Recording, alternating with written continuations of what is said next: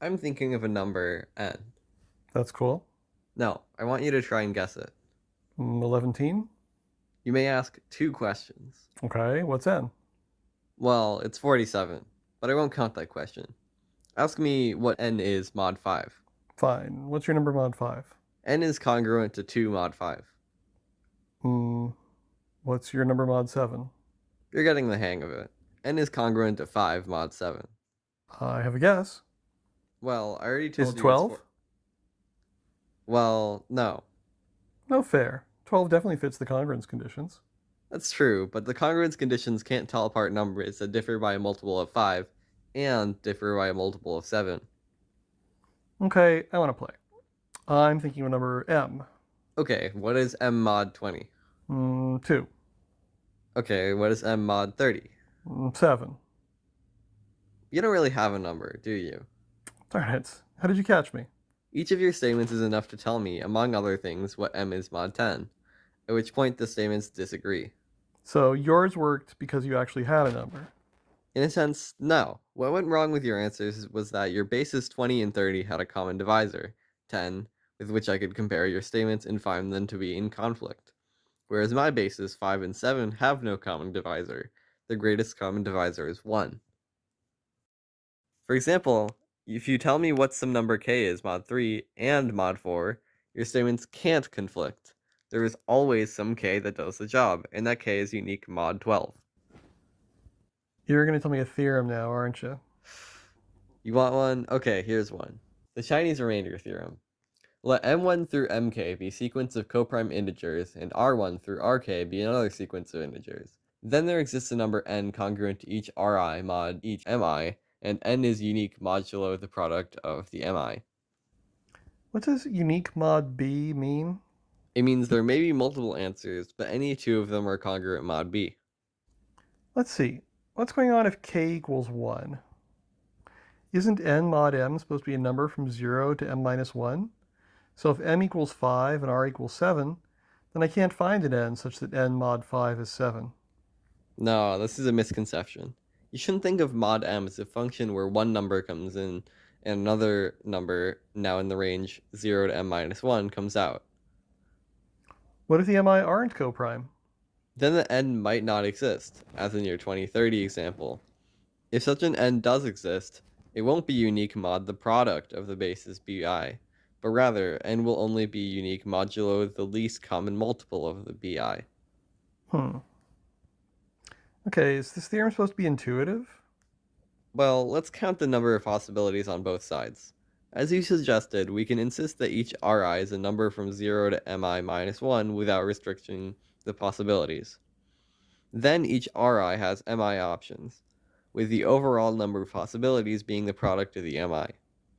Meanwhile, the number of possible n up to congruence is also the product of the mi.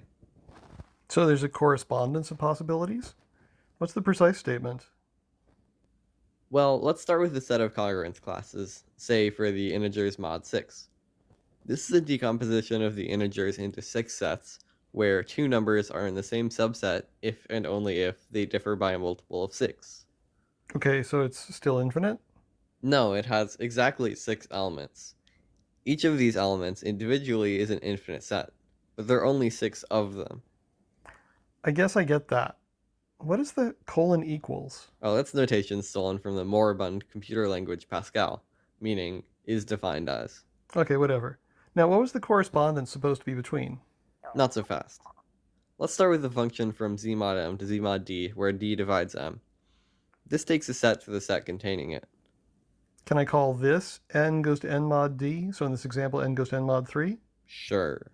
Ah, so mod d is a function after all. Okay, sure, but its value isn't a single number. It's one of these subsets we see here. That is, one of these congruence classes. Okay, then, now that I understand this grouping map, what does the Chinese remainder theorem say? Let's let big M be the product of the bases mi. Then we have these individual maps from z mod m to each z mod mi. If we take the list of all their values, we get a function from z mod m to the Cartesian product of the z mod mi. What's that weird arrow in the second line? It's pronounced maps to. When you have a function from one set to another, you write a maps to say what happens to individual elements. Anyway, I guess I see. From the joint information, knowing n mod mi for each I, you're supposedly able to figure out what n was, or at least what n was modulo big M. Exactly. How do you actually go about proving such a thing? Well, say you've got n1 and I've got n2, and we agree on what they are mod each mi. What can you say about their difference? I getcha. Since we know n1 and n2 agree mod mi, their difference is 0 mod mi, so their difference is a multiple of mi. If n1 minus n2 is a multiple of each mi, then it's a multiple of their least common multiple, which is just the product, since we assumed the mi's to be coprime. Okay, how far does that get you? Well, that says that this function from z mod big M to the product of z mod mi is 1 to 1, but their finite sets are the same size. So by the pigeonhole principle, this function is also onto, it's a correspondence. Okay, I'm satisfied. You are? Should you be? Say I tell you n is congruent to 3 mod 21 and congruent to 2 mod 50. Did your analysis above tell you how to find n? Hack. I don't want to check all numbers up to 1050. Well, you could check 2, 52, 102, dot dot dot. That's only 21 numbers. But we should be able to do better, especially if you want to give a formula that works for arbitrary pairs, not just 3, 2. We used additivity, or at least subtractivity, for the forward direction. Can you exploit it for the backward? Well, if I want to solve the problem not just for 3, 2, but for all pairs, then I'd better be able to solve it for 1, 0 and 0, 1. Once I can solve it for 1, 0 and 0, 1, I should be able to put those together to handle 3, 2 or any other case. Sure enough. So what do you know about this a? Well, a is congruent to 0 mod 50, so let's call it 50p. And a is congruent to 1 mod 21, so 50p minus 1 is a multiple of 21. I could call it 21q, but it'll look more symmetric if I call it negative 21q. So I get the equation 50p plus 21q equals 1. Notice that if you find a p and q that solves this equation, you can use them to get both a and v. Well, sure, since a plus b maps to 1 comma 1, and the only number that does that is 1. So if I get a, I can easily get b. That's also true. Okay, so how do you get either? Well, this is only solvable because 50 and 21 are coprime. If I tried to solve 50p plus 22q equals 1, for example, then I'd have an even number equaling 1, which would be no good. To exploit the coprimality, perhaps I should use the Euclidean algorithm somehow. Okay, what happens in one step of the Euclidean algorithm? Well, we have two non-negative integers, and we subtract the smaller from the bigger. That makes two numbers with the same GCD, but they're smaller, or at least the total is smaller, unless the smaller number we're subtracting is 0. Okay, then in this inductive calculation, if you could write 1 as a combination of the smaller numbers, how would you write it as a combination of the original numbers? Looks like it would also involve subtraction, but going backwards along the arrow. This is some transpose or dual space mumbo jumbo, isn't it? Well, yes, but let's not get sidetracked. How do you use this to solve p times 50 plus 21 times q equals 1? I start with 50 and 21, and run the Euclidean algorithm forward, subtracting 21 from 50 to get 29, subtracting another 21 from 29 to get 8, then 8 from 21 twice, yada yada yada. Eventually I get to just 1 and 0. Right, though it could have ended with 0 and 1. Whatever. Now what? Well, I want to write 1 as p times 1 plus 0 times q.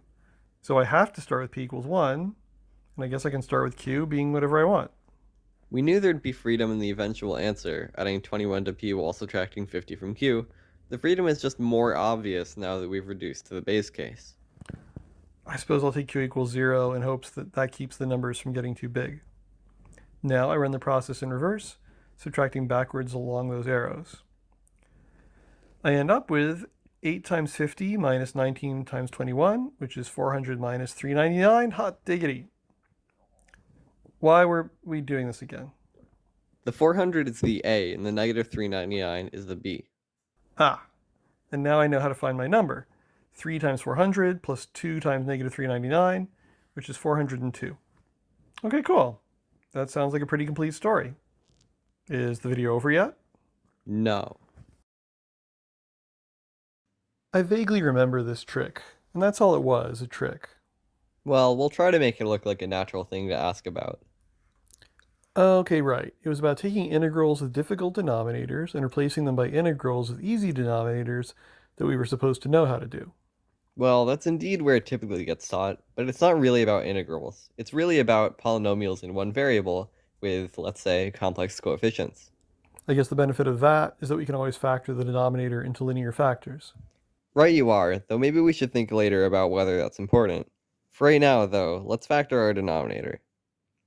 Partial fractions is the statement that we can rewrite any rational function, meaning ratio of polynomials, here sticking to one variable, as a polynomial plus other terms whose denominators are powers of a single linear factor, and whose numerators have a degree less than that of the denominator. I see. So that's why the x squared denominator guy has a linear polynomial ax plus b in the numerator, but the x plus 1 denominator guy only has a constant. I'm not convinced this is the statement I was taught in calculus. I don't remember this degree thing showing up. What's good about this version is that the expansion is unique. Okay, yeah, that's better. If it's unique, I should be able to find it without too much trouble. Or at least, I used to think that before having to work backwards through Euclid's algorithm. Anyway, hope springs eternal. Let's try clearing the denominator. I can get rid of almost all the terms if I set x equal to 0. Okay, so b equals 2. The same trick works if I set x equal to negative 1. So c equals 1. But how am I going to find a? Well, a and b are clearly part of the same package. Yeah, but I already tried x equals 0, and that trick only seems to get me one number. Now that you know b equals 2, cancel it, and observe that everything is divisible by x. Okay, I clear out a factor of x everywhere. Now I set x equal to 0. Yes, and you learn a equals negative 2. So I divide by x before I declare it to be 0, then I set it equal to 0, and this doesn't lead to division by 0 errors? It does not. Well, great. You're not done. What is m of x? Oh, well, boring. I subtract off the terms that I know and do long division of polynomials. That'll work, of course, but can you find the terms in m of x like you did the b and then the a? Let's go back to that, but tell me how to do it without clearing the denominator. Not sure what you're going for here. If I don't clear and I set x equal to 0, then the left side looks like 2 times infinity. The right side is m of 0 plus b times infinity plus c. I have to match up the infinities, I suppose? Because if I try that, it gets me b equals 2 again, like I know it's supposed to. Perfect. And the same trick works to find c at x equals negative 1. Okay, so I should be able to find a, but you've got me more curious about m of x right now. Well, you looked around x equals 0 in order to get the m of x and c over x plus 1 terms to be negligible compared to your infinities. So where should you look in order to get your a, b, c terms to be negligible so the other terms have to match up? Well, m of x doesn't have a denominator making it blow up, so if I want it to become infinite, I'm going to have to take x to infinity. We don't really need it to become infinite. We just want to suppress the a, b, c terms so we can see the m of x term. But you're on the right track. As x goes to infinity, the left-hand side is like 1 times x squared, so I guess m of x has to start with 1 times x squared. Then I subtract that from both sides and continue? That's right. Well, that sounds a lot like the long division algorithm.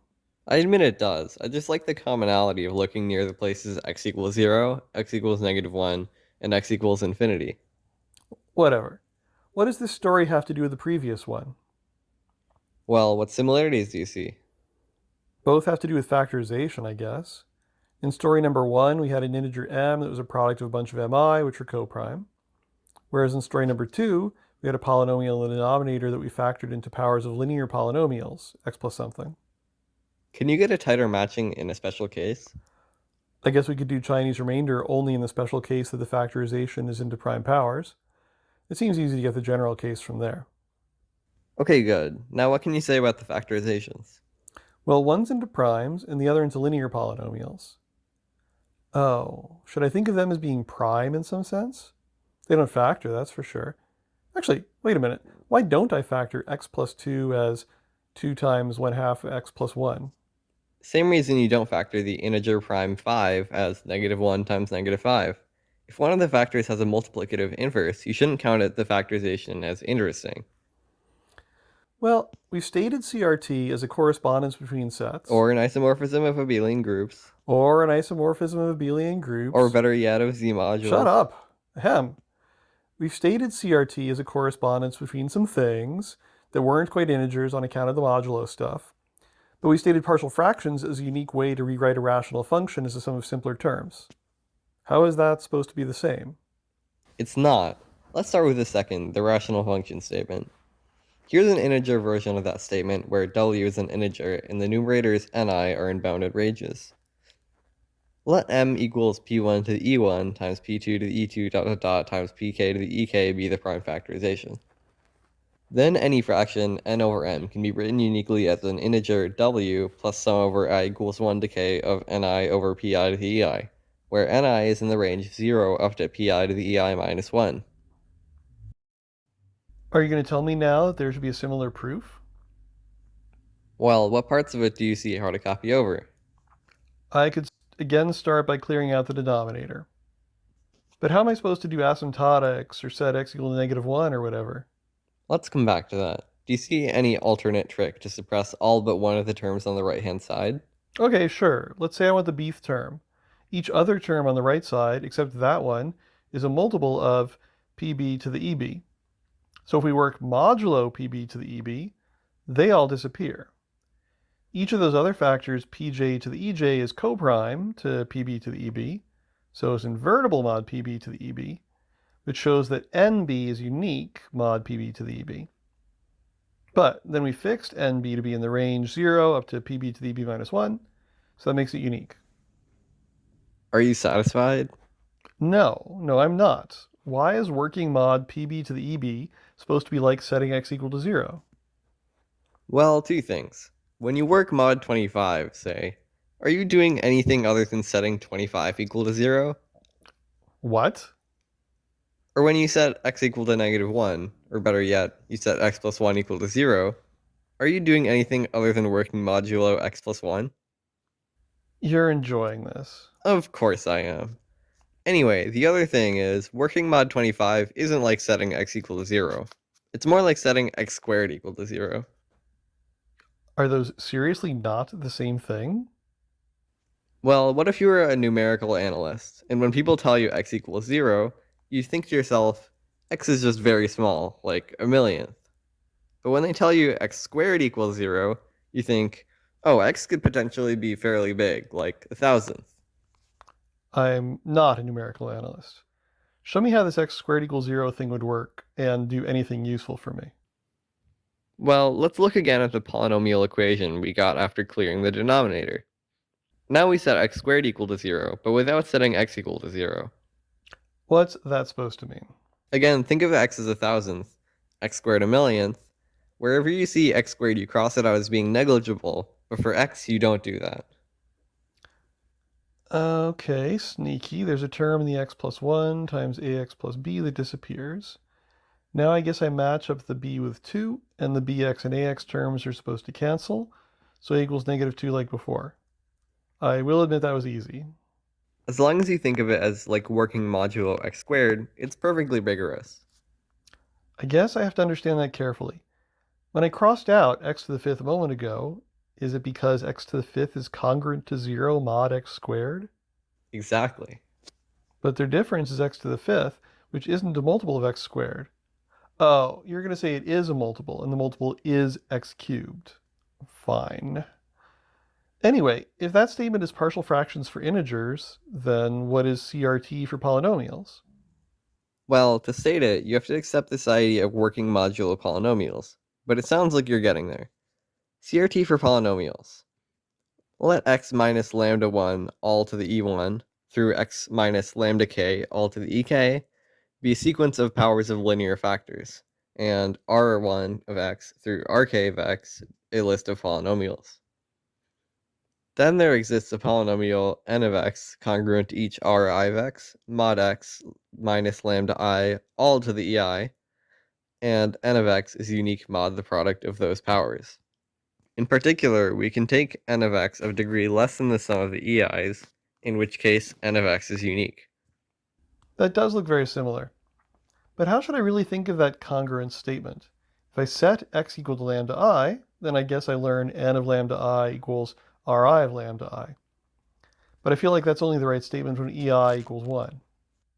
Well, one way to say it, as long as calculus is on the table, is that n and Ri don't just have the same value at x equals lambda I, but that their first EI many derivatives agree.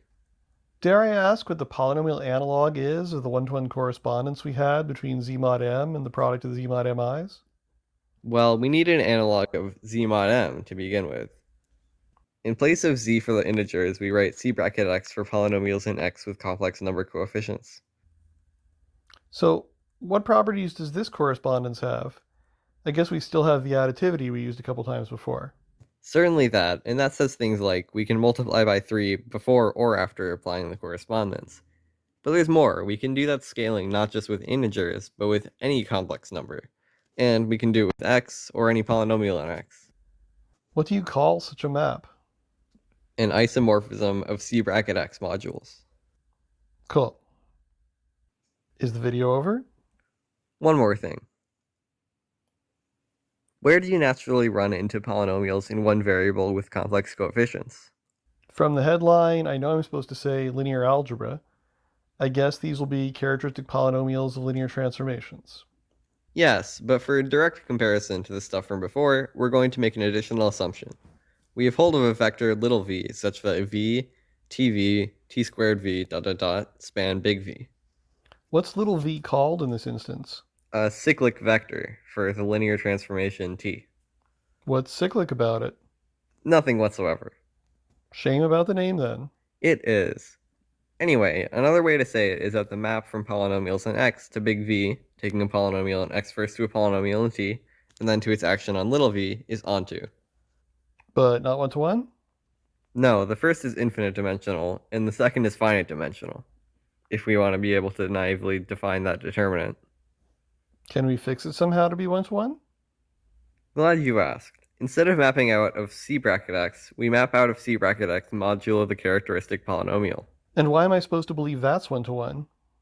It goes by the name the Cayley-Hamilton theorem, and anyone who wants the details can freeze frame right about now. Wow, with that trick we could have made this video much shorter. Anyway, I guess I see where you're going with this. Instead of v, we work with c bracket x modulo the characteristic polynomial, and then instead of that, we work with the pieces we got from CRT. That's right, and now we can take the obvious basis for each piece, c bracket x modulo x minus lambda I to the ei, on the right, namely 1x, x squared, and concatenate all those to get a basis for the whole thing. Then pull it across the isomorphism to get a basis for v. So each piece is getting us a Jordan block?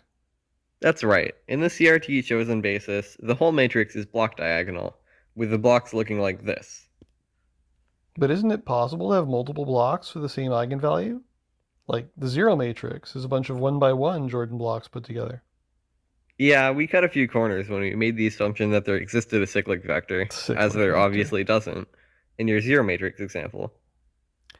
How much harder does one have to work for the general case? Not much. Instead of looking at z modules or c bracket x modules of the form z mod m or c bracket x mod p of x, which is to say modules generated by one element, aka cyclic modules, one instead looks at the finitely generated modules. The big theorem goes by the name classification of finitely generated modules over a principal ideal domain. Would it be easy at this point to talk about rational canonical form, not just Jordan canonical form? It would, but the video is over now. Oh, now it is.